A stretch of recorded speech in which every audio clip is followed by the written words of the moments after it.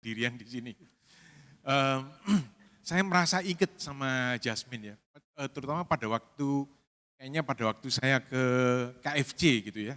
Saya merasa kepingin banget pesen banyak, terus kemudian saya memang mendengar sesuatu gitu. Terus kemudian saya noleh, terus saya ngelihat Jasmine gitu.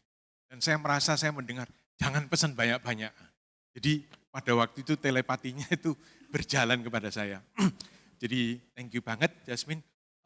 Teman-teman, tugas saya hari ini itu cukup berat ya, karena saya mesti cerita tentang leadership, suatu hal yang menurut saya besar sekali gitu ya, dan kompleks. Tapi untunglah tugas saya itu cuman supaya tidak satupun dari Anda yang tertidur selama itu. Jadi tolong ya teman-teman, kalau ada temennya yang mau tidur dibangunin gitu. Eh, saya mulai,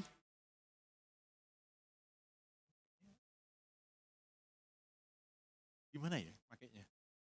Dipencet apa? Oh udah ya?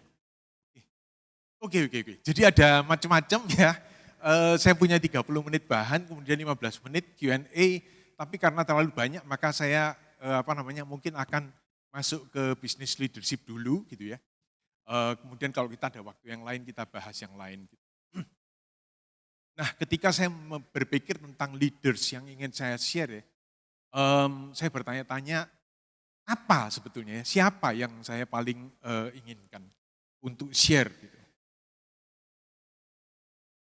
Saya mesti mengarahkan kemana ini? Oh ke situ ya. Jadi mindful leader bukan hanya di bisnis gitu ya, tetapi di setiap saat gitu ya. Oke, sorry teman-teman. Nah, eh, jadi saya akan cerita sedikit aja gitu ya. Ini adalah background saya ya, University of California, Irvine, sering masuk film, yaitu film-film horor ya di situ. Ini betul-betul populer di film horor. Jadi wajah saya seperti ini ya, mohon maaf. Kemudian dari sini saya ngambil Bachelor of Psychology, kemudian ini saya terusin ya, University of Oregon. Saya ngambil di situ, cukup sejuk ya, cukup sejuk karena hujan terus di sana. Dan dari situ saya meneruskan ke Trisakti, ya, saya mendapatkan S3 saya, dan hari ini saya mengambil PhD di China, gitu ya, di Chinese Medicine di Jiangxi University of Chinese Medicine. Saya tinggal di Amerika 13 tahun dan saya harus mengatakan bahwa masa depan ada di China. Ya. Kedua anak saya ada di Amerika, dan setiap tahun saya ke sana untuk menjenguk mereka, tapi terus terang saya melihat bukan masa depan di situ. Dan mohon maaf kepada teman-teman lain yang juga backgroundnya sama dengan saya di sana ya. Dan untuk itu maka saya juga mengatakan ada beasiswa gitu ya, beasiswa untuk teman-teman yang mau melanjutkan ke Chinese medicine ya, itu tinggal diklik aja gitu ya. Dan ini pada waktu saya kuliah di sana dan sampai sekarang masih gitu ya. Ini sayanya itu guru-guru saya gitu ya. Banyak sekali orang-orang yang pinter luar biasa teman-teman. Jadi saya kepengen kita juga bisa niru mereka ya. Banyak pengalaman saya yang indah sekali di China dan saya kepengen Anda juga ngalamin. Nah, saya seperti yang saya katakan, saya berpikir siapa ya pemimpin yang mau saya share gitu. Dan saya melihat jadi kalau kita lihat sejarah peradaban gitu, maka ternyata peradaban itu sudah mulai ada dari 3000 tahun sebelum Masehi gitu ya. 3000 tahun sebelum Masehi. Siapa yang tahu kerajaan apa yang kira-kira sudah ada 3000 tahun sebelum Masehi, tahun 3000 sebelum Masehi? Siapa? Ya betul ya, yang ngomong Mesir nanti kita kasih bakpao ya. Nah kemudian nah itu adalah Mesir ya, kemudian di China itu ada dinasti Xia ya, kemudian diteruskan oleh India 1500, kemudian Yahudi ya tahun 1000, kemudian Cyrus 600, kemudian 350 itu adalah Alexander ya, kemudian si Huangti tahun 250, kemudian ini diteruskan oleh dinasti Han, kemudian tahun 80 Caesar dan seterusnya ya, dan seterusnya. Nah, ketika saya ngecek, maka ternyata di berbagai buku di seluruh dunia itu yang betul-betul ada terus gitu ya. Itu adalah tokoh ini gitu ya, si Cyrus the Great. Cyrus the Great. Jadi dia dianggap betul-betul great gitu ya. Jadi bukan Alexander the Great karena hari ini sekarang sedang diperdebatkan ya, mana yang lebih dahsyat, Alexander the Great yang sudah mewarisi istana dari ayahnya Philip ataukah siapa gitu ya. Tapi menurut saya Cyrus betul-betul besar ya. Nah, ini kisahnya juga ya menurut saya sangat bagus untuk kita pelajari gitu ya. Ini pada akhir seminar ya menurut saya jempol saya akan sedikit lebih pendek gitu karena saya mencet ini terus gitu ya. Nah ini kurang lebih jadi kita bisa ngelihat gitu ya bahwa ini kejadiannya itu terjadi sekitar hampir sama pada saat Buddha sedang hidup gitu ya. Jadi kalau kita lihat ya itu wilayahnya dia gitu ya, wilayahnya dia. Namanya sekarang sudah tidak ada karena itu terjadi 2500 tahun yang lalu ya.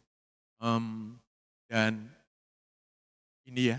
Nah, ini adalah tempat yang dia pegang gitu ya. Dan kenapa dia begitu hebat ya. Ini mungkin ada nama-nama di sini yang Anda masih ingat ya, Greece, Yunani ya. Dulu hebat sekali, masih ada Egypt, ya, Assyria masih ada ya. Nah, ini adalah tempatnya dia. Gedrosia ini mungkin Anda ingat ya, ini adalah padang gurun ya, di mana tentaranya Alexander the Great itu akhirnya mati banyak sekali. Gitu ya. Nah, dan kita akan mulai dengan tempat ini ya. Tempat yang ini itu adalah dipimpin oleh satu orang ya yang sangat luar biasa. Saya tunjukkan. Itu Gedrosia tadi itu ya. Nah ini Astyages ya, yang tadi itu Media itu raja yang paling terkenal di dalam kerajaan Media itu adalah Astyages ya. Dan besarnya kayak apa? Nah ini bandingkan dengan Indonesia saat ini gitu ya. Indonesia saat ini ya kira-kira adalah 1,9 juta, sementara Astyages pada saat itu telah menguasai 2,8 juta kilometer persegi. Jadi besar sekali tempat itu ya. Nah, dia punya seorang putri, namanya Putri Mandane, dan putri ini mimpinya itu selalu membuat beliau gelisah gitu. Karena dia mimpi bahwa Putri Mandane itu akan mengeluarkan banjir, ya, dan banjir itu akan memenuhi seluruh kerajaannya. Dan dia bertanya-tanya kepada para penasihatnya, apa ya artinya mimpi itu? Terus para penasihatnya bilang bahwa putri ini akan menyebabkan kerajaannya tenggelam gitu ya. Dan raja yang sangat berkuasa ini, seperti yang Anda lihat, daerahnya luar biasa, menjadi ketakutan, ya. Maka dia mengambil putrinya kemudian dikawinkan pada seorang raja daerah kecil sekali, ya, yaitu Ansan. Namanya adalah Kambises, ya.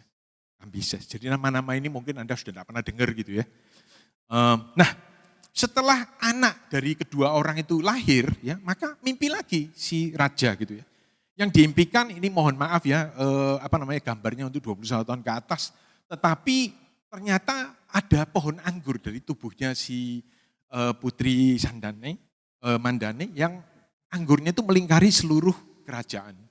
Kembali Raja Astyages bertanya kepada penasihatnya apa artinya gitu ya, dan kembali jawabannya sama, mendekat, ya, mendekat. Jadi kehancuran negara ini makin mendekat, tanda-tandanya bahwa Ratu Mandane ini akan menghasilkan itu. Nah, maka si Astyages meminta ketika anak itu lahir ya, suruh bunuh gitu ya. Nah, ketika Cyrus anak ini dewasa, kakeknya baru tahu bahwa ternyata tidak dibunuh oleh jenderalnya Haspargus. Tapi tahunya sesudah Cyrus besar gitu ya. Jadi Astyages memaafkan Cyrus, tapi dia ngajak jenderalnya untuk makan. Pada waktu makan ternyata daging yang disediakan itu adalah daging anaknya jenderal itu sendiri. Ya.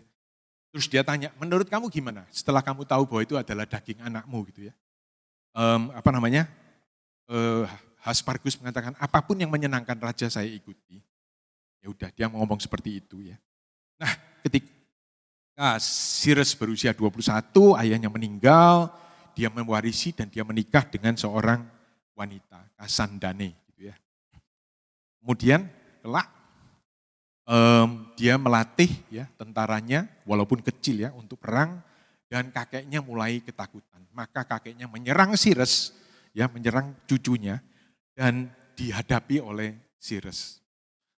Oleh Cyrus sebetulnya namanya ya. Dan kemudian kalah ya. Kalah karena apa? Karena Haspargus yang disuruh makan daging anaknya sendiri itu berbalik melawan rajanya dan membantu Cyrus. Ya. Dan Cyrus berhasil mengalahkan kakeknya. Nah, Cyrus kemudian menyatukan Ansan yang kecil itu dengan Media dan menjadi negara Persia, ya teman-teman. Di bawah dinasti Akhmenid, ya. Nah ini adalah salah satu negara yang berikutnya juga dia take over, ya. Funisia juga dia kalahkan, ya. Silisia kemudian dia kalahkan, ya. Elam dia kalahkan, ya. Dan bahkan negara ini, ya, negara yang sangat terkenal, yaitu Babylon, ya. Nah, Babylon itu begitu luar biasa. Ini adalah gambar yang akan sering Anda lihat gitu ya. Karena apa? Ini adalah salah satu dari 7 keajaiban dunia, yaitu Taman Gantung. Ya. Bayangkan ya, pada saat itu sudah bisa dibuat seperti itu. Gitu. Nah, ini adalah Raja Hammurabinya ya. Dia termasuk salah satu raja yang kemudian sangat terkenal di bawah Babilonia. Dan dia menghasilkan hukum yang sistematis yang paling pertama di dunia. Ya. Namanya adalah Hammurabi Law. Ya. Dan dia menciptakan hukum ini 1200 tahun sebelum Buddha lahir. Ya. Dan sampai hari ini Hammurabi ini masih ada ya hukumnya itu ya. Nah apa saja kira-kira isinya ya.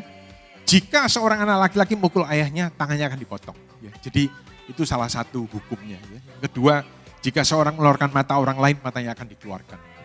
Jadi mungkin teman-teman yang bukan Buddhis di sini tahu, oh ini kayaknya seperti hukumnya Perjanjian Lama ya, Alkitab ya, Perjanjian Lama.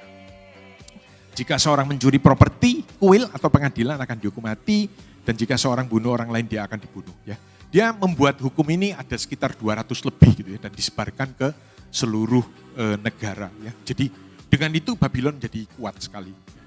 Hammurabi terkenal, tapi lebih terkenal daripada Hammurabi adalah Nebukadnezar. Karena apa? Kekejamannya ya. Pemimpin ini lebih hebat lagi daripada nenek moyangnya ya. Dia menaklukkan Mesir, Syria ya, dan dialah yang membangun Taman Gantung ya Babilonia. Itu karena permintaan dari permaisurinya. Ya. Nah, nama-namanya dia juga masuk ke dalam kitab sucinya saudara-saudara kita yang ada di Kristen. Ya. Dan ini adalah Taman Gantungnya gitu ya. Nah, cucunya Nabonidas inilah yang diserang oleh Cyrus dan kemudian Babylon yang sangat besar dan powerful itu jatuh ya di tangannya Cyrus. Luar biasa banget memang sebetulnya pada saat itu. Nah, jadi saya ringkas ya. Apa yang buat Cyrus the Great benar-benar great? Karena topik kita adalah mindful leadership ya. Yang pertama teman-teman, kalau kita mau jadi pemimpin dan kita semua di sini yang muda-muda ya, kalau Anda mau jadi pemimpin, mau tidak mau, Anda harus punya visi jangka panjang dan strateginya ya, jangka panjang maupun jangka pendek. Nah, apa yang terjadi dengan Cyrus ya?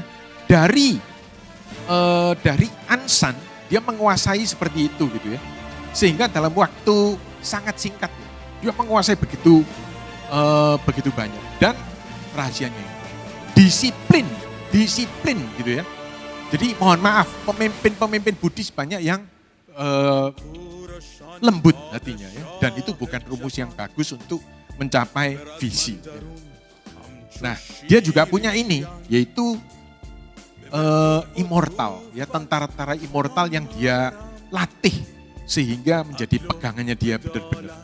Jadi itu adalah rahasianya yang pertama, punya visi, ya itu harus dan harus jelas. Yang kedua, nah ini cocok ini untuk kita, ya, yaitu sangat menghargai orang-orang yang berjasa. Ya. Dia menghargai orang-orang yang berjasa, pemimpin yang lebih muda, head generalnya, dan para prajuritnya ya. Ini adalah ketiga jenderal yang paling diandalkan ya, Masares, Gorgias, dan Aspargus.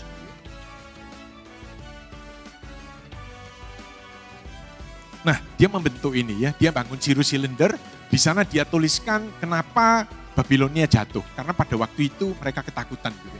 Kok raja asing ini datang? Gitu. Apa yang akan terjadi pada kami?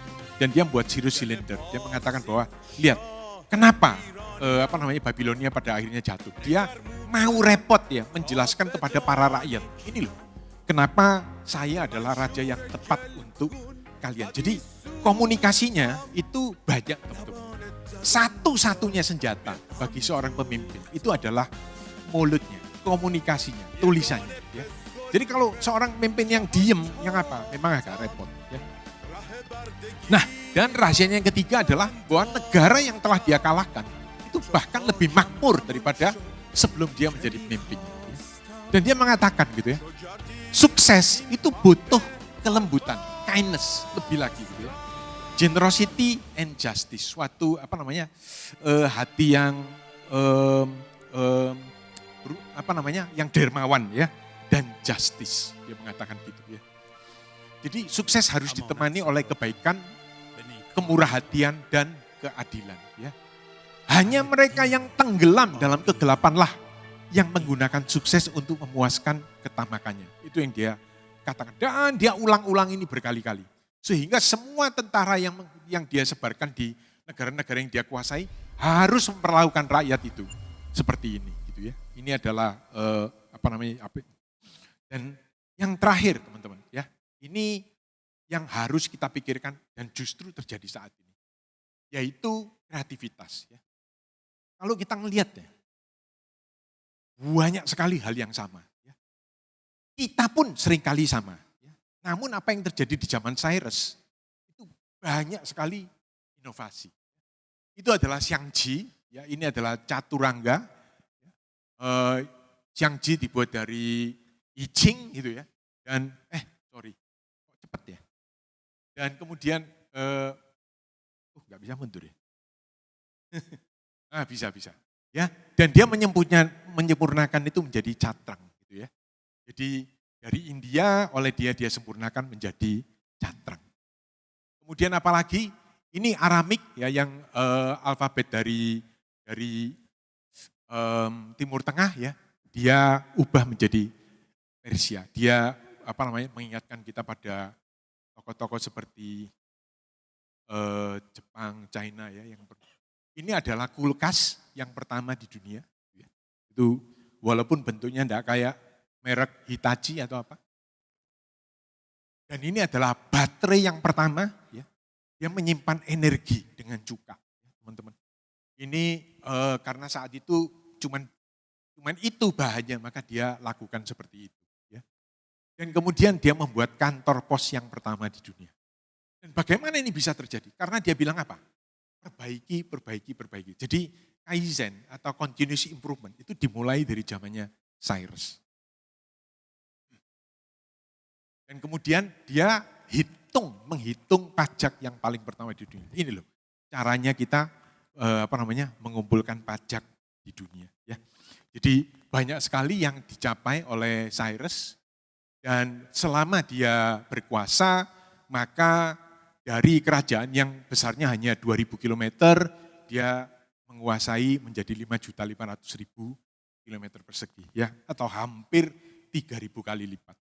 Dan bukan itu gitu ya, tetapi negara yang dia kuasai menjadi jauh lebih makmur, rakyatnya jauh lebih happy ya, dan itu betul-betul suatu kesuksesan. Nah, bagaimana dengan mempraktekannya di bisnis? Di bisnis ya, visi harus jelas ya. Salah satu yang sangat hebat ya, nggak ngomong tentang bisnis, negara. Ketika saya ke sana, saya kuliah saya harus di sana selama 1 bulan ya. Saya membaca bukunya Xi Jinping gitu ya. Dia nulis 4 buku tebel-tebel gitu ya. Dan dia mengatakan visinya kita ini loh. Dan dia menekankan di situ. Indonesia namanya masuk. Indonesia dia mengatakan bahwa kita harus membina hubungan yang baik dengan Indonesia. Jadi di seluruh Southeast Asia itu mohon maaf, nama-nama negara lain tidak disebut, namanya Indonesia disebut gitu ya. Saya baca pidatonya. Dan dengan itu dia menyebarkan kepada yang lain. Ini loh, visi kita mau ke sini. Visi kita mau ke sini. Sehingga semua yang lain tahu. Nah, kalau kita ngomong tentang leaders dalam bisnis, maka tentu tidak komplit ya. Kalau tidak ngomong tentang Steve Jobs, yang sudah meninggal 14 tahun yang lalu, ya, dan sampai hari ini namanya masih berkobar, perusahaannya masih menjadi perusahaan yang paling kaya di dunia, dengan cash, dengan uang kontan yang sangat besar gitu ya. Visinya dia nih, produk yang mereka belum tahu mereka butuhkan. Jadi dia tidak survei, dia tidak tanya sama para customer. Dia cek apa barang yang kira-kira sudah ada dan dia bertanya, apa yang mereka akan butuhkan kelak. Ya. Inilah sumber dari karyanya dia, kayak Apple, ya, Apple perusahaan Apple, Pixar, ya, dan lain-lain. Kalau Cook penggantinya dia, visinya adalah, yuk kita ekspansi produk yang sudah ada. Strateginya apa? Inovasi marketing. Kalau Cook, karena visinya itu, caranya adalah operation excellence dan efisiensi. Jadi Cook betul-betul merubah kekuatan dari Apple ya, dari ke sana ke sini gitu ya. Dan kemudian budaya yang diciptakan adalah perfeksionis dan semua orang harus patuh ya kepada Steve Jobs. Karena dia sudah ngomong sama orang-orang. Dan dia melihat bahwa orang-orang semua manajer, direktur yang dia ajak omong ya, kok gitu-gitu aja ya. Jadi akhirnya dia ngomong, udah kamu enggak usah ikut saya aja gitu ya. Kalau ini enggak ya, dia bilang ayo kamu share pendapatmu kayak apa ya. Dan kamu cek apa yang dialami oleh para customer. Jadi berbeda sekali teman-teman ya. Job seperti itu, Cook seperti itu. Enggak apa-apa ya toh, berbeda enggak apa-apa. Nanti kalau Anda jadi pemimpin, Anda akan membawa anunya Anda sendiri, aromanya Anda sendiri ya, auranya Anda sendiri. Dan harus cocok ya antara visi dengan strategi dan budaya yang Anda ciptakan. Namun bagaimana dengan hasilnya? 10 tahun setelah ditinggal oleh Steve Jobs, ya, dari 100 miliar US dollar, Cook membuat itu menjadi 3,5 kali lipat. Untuk penjualan iPhone dari 44 dibuat hampir 5 kali lipat.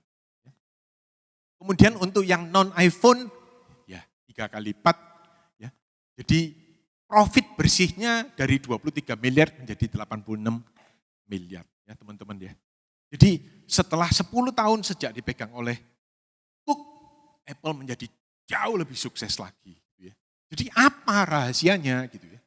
Jadi kalau kita ngelihat ya, di bawah Steve Jobs, dia mencapai ini, dipegang sama Cook, langsung meningkatnya berlipat-lipat kali. Ya. Jadi apa yang terjadi? Kita punya satu lagi contoh ya. Omong-omong, ini adalah the big five ya. Google, Apple, Facebook, Amazon, Microsoft. Ya. Jadi kalau sampai kerja di situ, wah sudah mantep. Ya. Nah sama, ini adalah Microsoft. Di bawah Ballmer, ya Steve Ballmer, Microsoft harus mendominasi gitu ya. Meneruskan visinya Bill Gates. Kalau Satya Nadella, Microsoft dia jadikan sebagai bagian hidup komunitas profesional.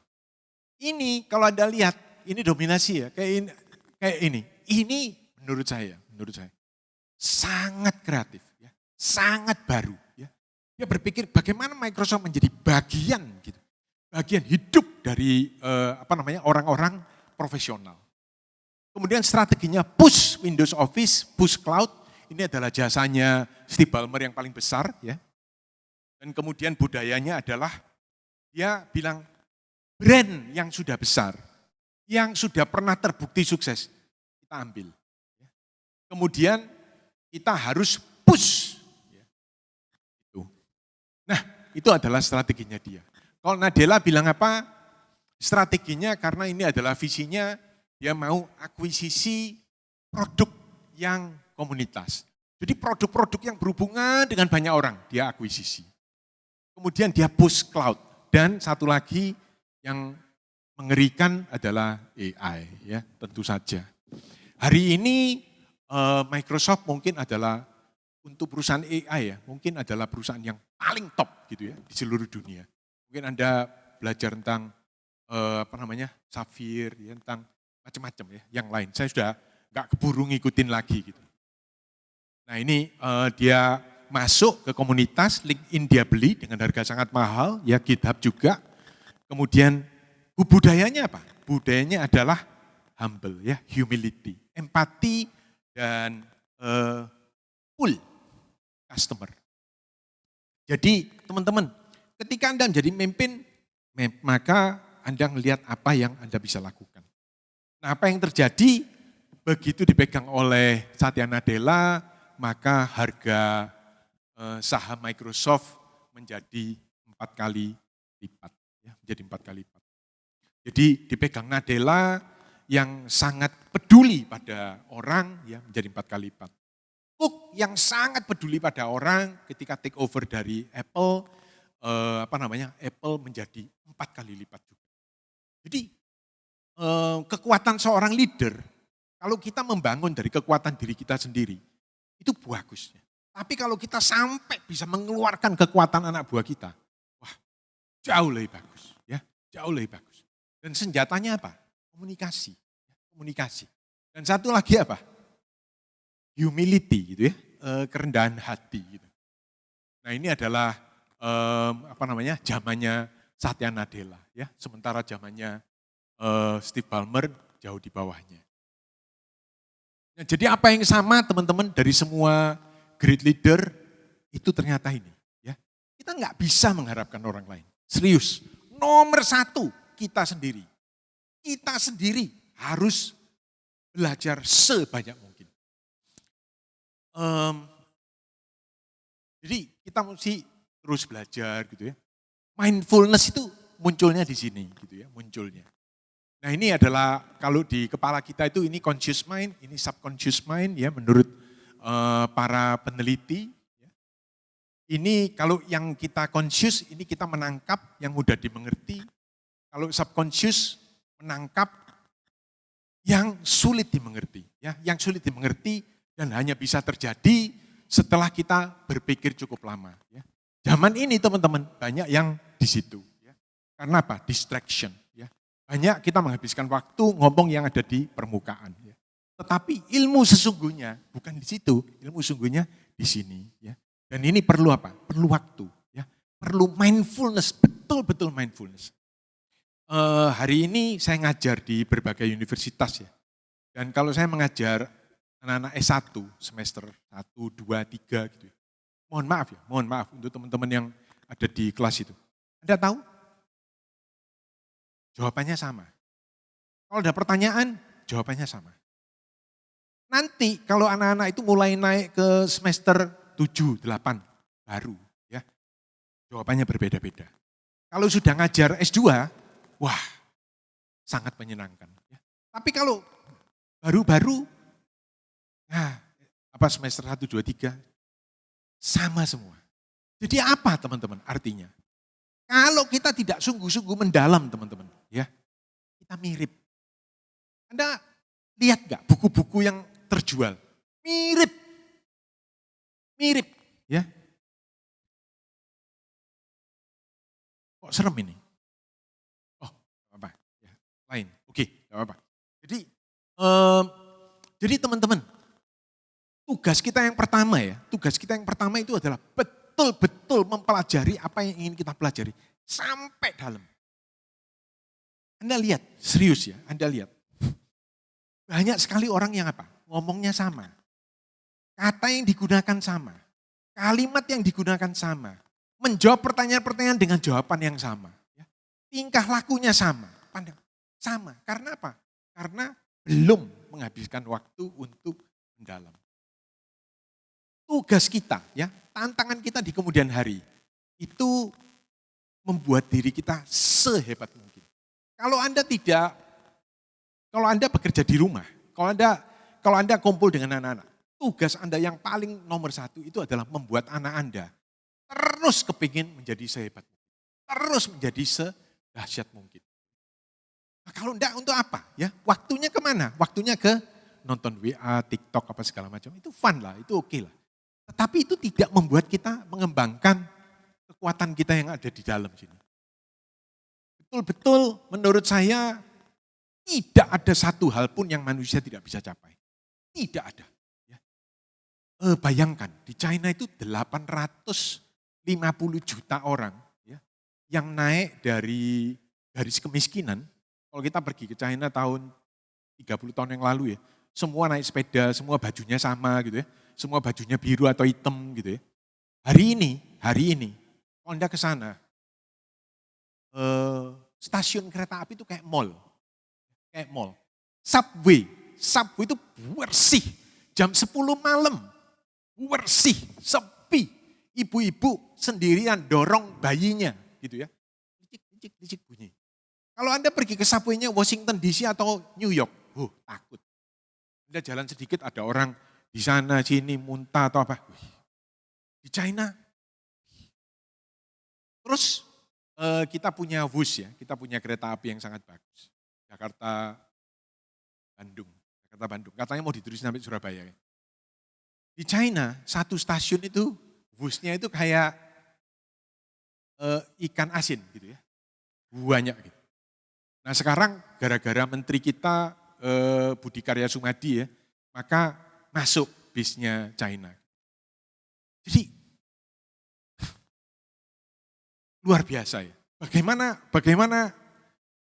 mungkin itu bisa terjadi? Saya tanya kepada guru saya ya. Guru saya adalah Profesor Jiang. Dia adalah satu dari 9 mahaguru ya, di China yang ditunjuk oleh pemerintah untuk untuk melestarikan Chinese medicine. Apa yang terjadi? Apa sebabnya? Dan dia bilang, Steve, tidak ada rahasia. Dia bilang, rahasianya Steve, itu adalah bahwa orang-orang yang bekerja ini betul-betul kepengen menyumbangkan segala-galanya. Mereka kepengen menggunakan waktunya untuk mendahsyatkan dirinya sebanyak mungkin. Tidak ada rahasia, dia bilang. Tidak ada rahasia. Profesor Jiang, guru saya sudah nulis 126 buku. Saya tanya, Prof, bagaimana caranya kamu ya? Dalam umur 70 itu sampai 126 buku yang tebel-tebel. Dia bilang tidak ada rahasia, Steve. Apa yang kamu lakukan dengan waktumu? Jadi teman-teman, tidak cukup hanya untuk mengerti apa yang dimengerti oleh orang lain. Tidak cukup itu. Tapi kita harus mengerti apa yang kita ingin mengerti sedalam mungkin. Saya ingat pada waktu saya kuliah ya, papa saya bilang, Steve, papa cuma punya uang untuk kamu kuliah 1 tahun, karena mahal sekali. Jadi saya mati-matian gitu ya. Saya habis, waktu saya itu habis hanya untuk belajar. Jadi rapor saya itu merah semua. Tapi selesai banyak. Hari ini teman-teman, yang saya pelajari dengan mahal itu gratis. YouTube ya, di di mana-mana, di Google gitu ya. Apalagi sekarang sudah ada yang macam-macam yang lain. Oke, teman-teman. Jadi apa yang sama ya, kita mendahsyatkan diri ya, lewat belajar dan kita mulai berpikir bagaimana kita memperbaiki hidup ini. Setelah kita pergi ya, bagaimana caranya supaya ketika kita pergi hidup menjadi lebih baik. Dan kemudian kita belajar mendahsyatkan orang lain ya.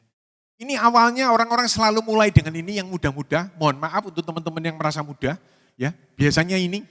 Nah, kita harus bawa ke sini gitu ya. Kita harus belajar apa? Humble, rendah hati. Ya. Kita harus belajar rendah hati.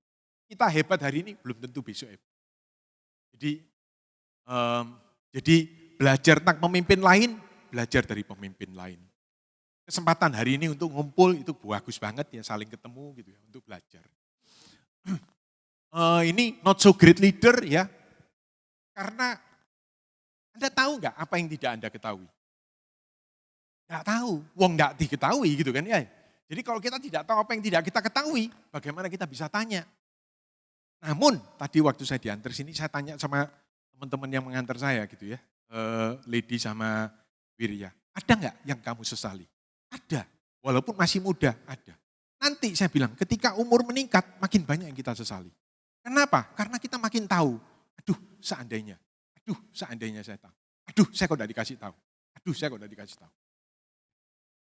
Nah, orang-orang yang penuh, ya, yang ilmunya sudah penuh, dia akan bilang 4 itu adalah itu, gitu ya. Jadi di luar itu tidak benar, tapi orang-orang yang kosong, ya, dia bisa terima, ya, bahwa 4 itu bukan cuma 31 dan 1/3, buahnya yang lain. Dan buahnya orang-orang baik di sekeliling kita yang mau ngajar. Teman-teman. Oke, jadi aku memahami yang itu, ya kalau ini memahami yang ini, ya teman-teman ya.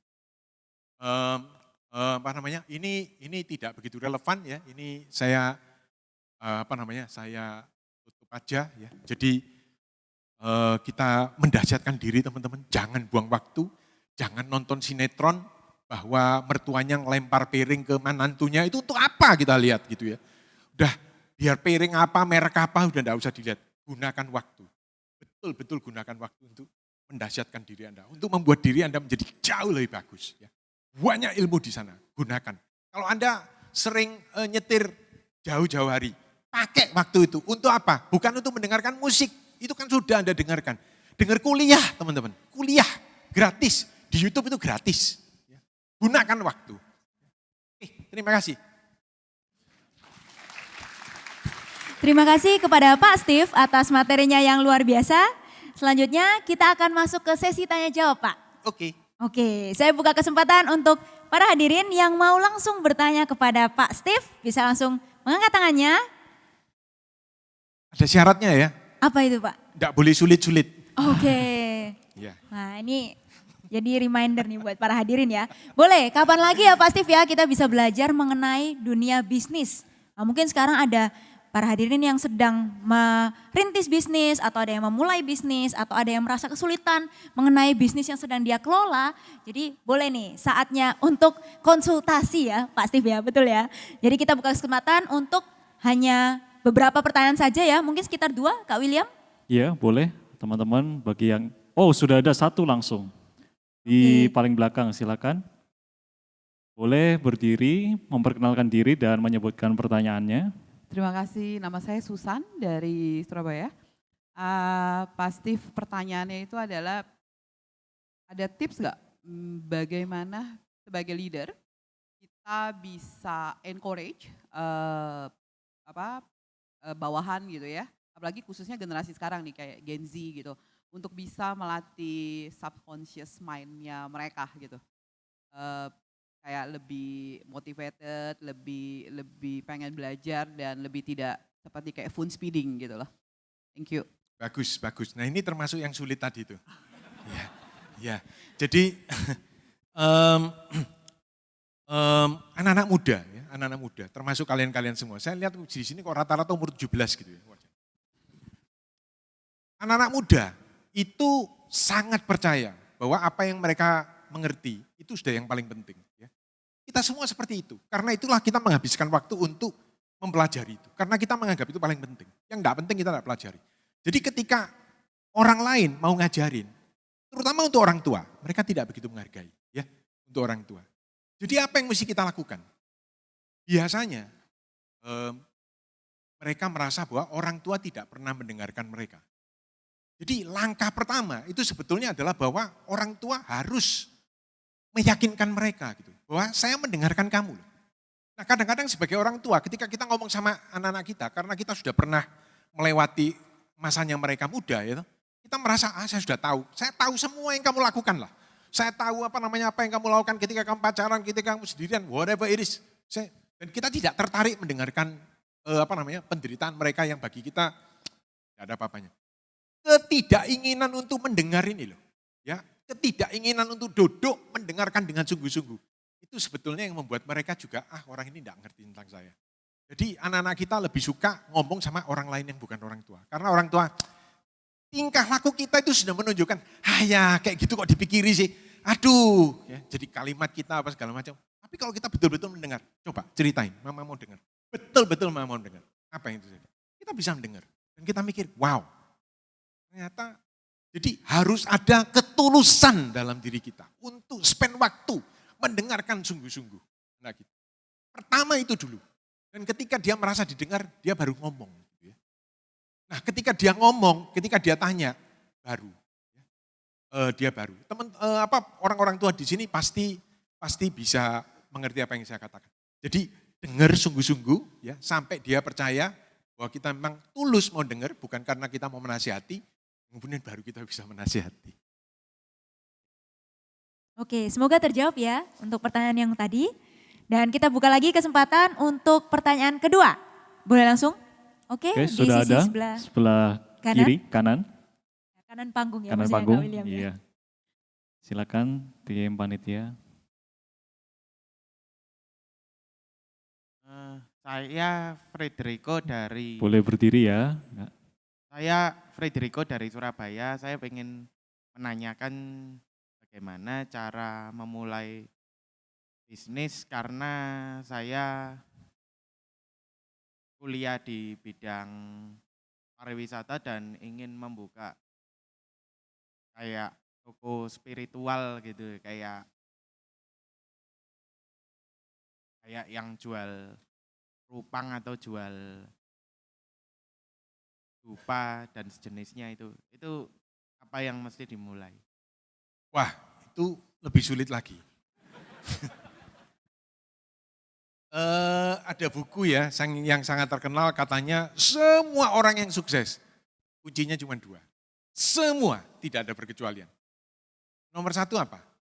Nomor 1 adalah passion. Betul-betul suka mendalami hal itu.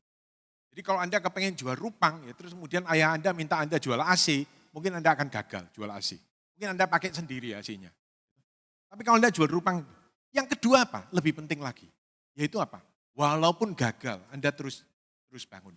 Jadi passion sama ketekunan, ketulusan. Nah, jadi kenapa ketulusan? Karena tidak ada sukses yang gampang. Tidak mungkin ada sukses yang gampang. Jadi Anda akan guling, akan gelundung atau apa segala macam ya. Dan Anda akan, pertama Anda yakin sekali bahwa apa yang Anda kuasai itu sudah benar. Dan kemudian tidak ada tamu yang datang. Ketika Anda yakin bahwa tempat itu yang paling bagus karena murah dan lain-lain. Tidak ada tamu yang datang. Dan Anda belajar. Tapi karena Anda sangat tekun dan Anda passion dengan itu, maka Anda akan berhasil. Bayar, tidak langsung kaya. Jadi kayak gitu. Nah, untuk mengurangi kerugian Anda, sebab di Indonesia sini saya dengar statistiknya agak menakutkan gitu ya. Yaitu untuk bisnis baru 80% itu tutup dalam 4 tahun pertama. Ya, 4 tahun pertama. Nah itu Anda perlu tanya sebanyak mungkin. Jangan kesusu. Ya. Jangan kesusu ditawari tempat langsung ini karena tempat ini murah langsung tanya. Nah, anak-anak muda masalahnya itu tanya siapa gitu ya, tanya sesama temennya aja. Teman-temannya juga bondonya juga bondo nekat, apalagi Surabaya itu. Wis, pokoknya kalau kamu mau pasti berhasil. Ini tak doano itu, aku tak pergi ke semua vihara di Surabaya. Tak doano. Tetap tidak berhasil, salah milih gitu ya. Jadi Anda harus bertanya pada orang-orang lain yang lebih mengerti. Pergi ke toko rupang, pergi ke segala macam kayak gitu. Itu termasuk bagian dari perjuangan Anda. Dan good luck ya, good luck. Oke, kita tunggu ya. Ini kemungkinan akan ada cerita di story berikutnya Pak Steve ya. Mau membuka bisnis setelah seminar Pak Steve Sujatmiko. Oke, mungkin karena waktunya masih ada, kita buka satu kesempatan lagi. Oke, Ada boleh yang dibantu menggunakan topi. di sebelah kanan belakang. Ya, bisa dibantu panitia. Selamat siang Pak Steve, nama saya Pak Peter. Saya tertarik dengan kuliah Anda yang saat ini tentang kedokteran. Kalau boleh tahu apakah yang Anda kuliah ini berhubungan dengan akupuntur? Nah kalau umpama berhubungan dengan akupuntur, maka saya mau tanya, kita melakukan akupuntur itu yang baik dan benar dalam 1 bulan berapa kali, dan juga bagaimana cara menjaga kesehatan sesuai dengan ilmu yang Anda pelajari, kesehatan mata, kesehatan supaya kita tidak stroke dan bebas dari diabetes, kolesterol. Ya, terima kasih. Terima kasih pertanyaannya, kesempatan bagi saya untuk jualan. Gitu. Enggak Pak, jadi tapi pertanyaannya bagus ya, pertanyaan Pak Peter ya teman-teman, yaitu itu bagus banget. Jangan sampai kita mengobati diri kita setelah sakit. Ya. Jadi di Chinese medicine kita dikatakan bahwa tubuh kita cukup untuk sehat, ya, untuk sehat terus. Tapi pertanyaannya, banyak saya, teman saya ya, di Jakarta itu tanya, kamu tanyalah sama dirimu sendiri, kamu betul-betul mau sembuh enggak? Dan pasiennya ngomong, kenapa saya ditanya ini? Karena kamu datang, tapi kalau kita kasih tahu, kamu enggak lakukan. Kamu enggak boleh makan ini, kamu tetap lakukan. Oh itu tuh istri saya, atau itu suami saya gitu ya. Jadi mereka menyalahkan orang lain. Tapi kenyataannya adalah bahwa tubuh kita ini cukup bagus. Jadi jauh teman-teman, lebih murah untuk mempertahankan ya tubuh yang sehat, untuk terus sehat daripada mengobati. Dan caranya gimana? Saya setuju Anda pergi ke Chinese medicine terapi ya. Jadi bukan pijit-pijit yang enak, yang orangnya cekikian atau apa gitu, bukan. Tapi yang terapi gitu ya. Terapi, jadi badan kita itu chi-nya itu lancar ya. Jadi kita tidak usah harus sakit lebih dulu. Kalau di terapi Chinese medicine itu kan nyaman ya, setelah itu pulang selesai. 1 bulan, enggak usah harus ditusuk, jadi pakai acupressure, bukan akupuntur ya. Acupressure itu lebih enak dari kepala sampai kaki gitu ya. Nah kalau Anda masih punya orang tua ya dan semoga umurnya panjang, itu Anda pijit ya kakinya, jempolnya, itu memperpanjang umurnya ya, membuat dia sehat. Good question. Oke, pertanyaan tersebut sekaligus menutup sesi kita bersama dengan Bapak Steve Sujatmiko. Iya, Terima kasih. tidak terasa ya, sesi kedua bersama Pak Steve sudah berakhir. Terima kasih kepada Bapak Steve Sujatmiko atas pemaparan materinya yang luar biasa terkait penerapan mindful leadership